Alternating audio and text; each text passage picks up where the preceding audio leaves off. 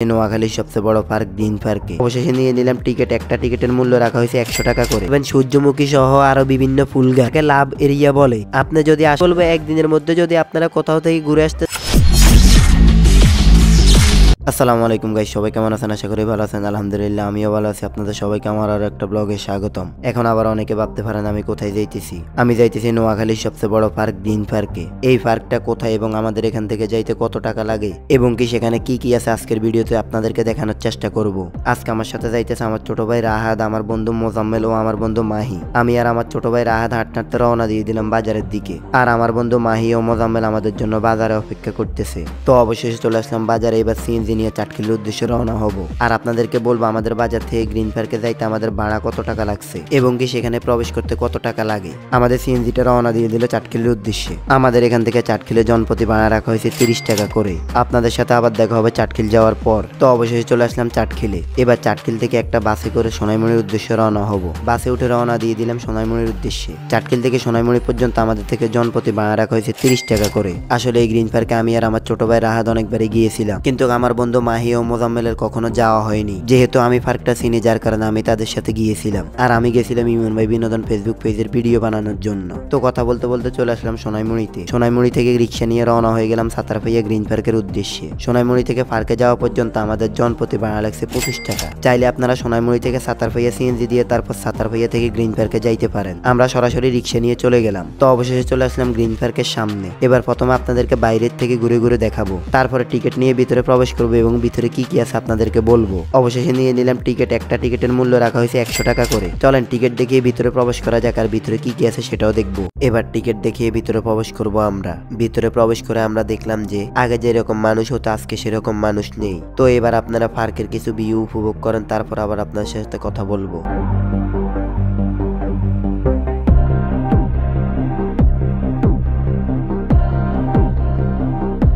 এবার এই পার্ক সম্পর্কে আপনাদেরকে কিছু তথ্য জানিয়ে দিই। আমার দেখা মতে এটা হচ্ছে নোয়াখালীর সবচেয়ে বড় পার্ক।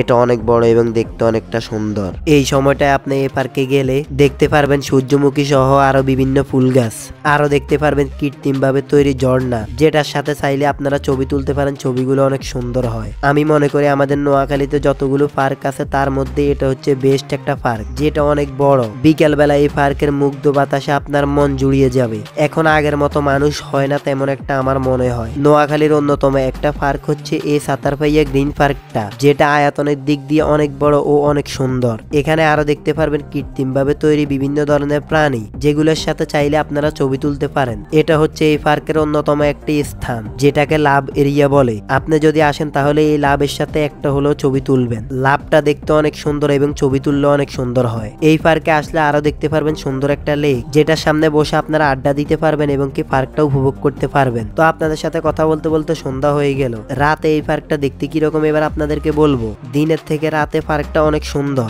আর রাতের বেলা চাইলে আপনারা ঘুরতে পারেন। আমি বলবো যদি আপনি ছবি তোলেন তাহলে দিনের বেলাটাই বেস্ট হবে। তো আর কথা বলবো না, চলেন এবার রাতের ভিউগুলো উপভোগ করেন।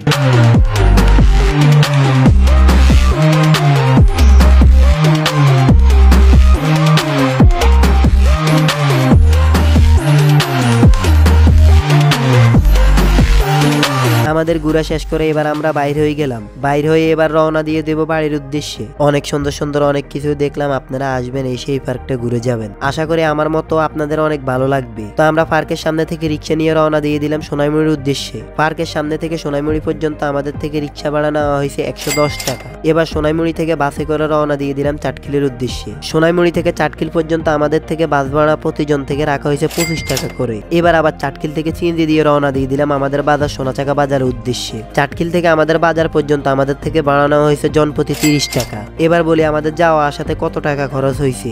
আমাদের যাওয়া আসা ও পার্কে প্রবেশ করা সহ আমাদের খরচ হয়েছে 255 টাকা। আমি বলবো একদিনের মধ্যে যদি আপনারা কোথাও থেকে ঘুরে আসতে চান তাহলে আপনারা গ্রিন পার্কে যেতে পারেন। খুব কম বাজেটে আপনারা ঘুরে আসতে পারবেন এখান থেকে। তো অবশেষে চলে আসলাম বাড়িতে। আজকের ব্লগটা এই পর্যন্ত। যদি ব্লগটা ভালো লাগে তাহলে ফটাফট লাইক কমেন্ট শেয়ার করে দিবেন। আপনার সাথে দেখা হবে আরো একটা নতুন ব্লগ নিয়ে। ততক্ষণে ভালো থাকবেন, সুস্থ থাকবেন। আল্লাহ হাফেজ।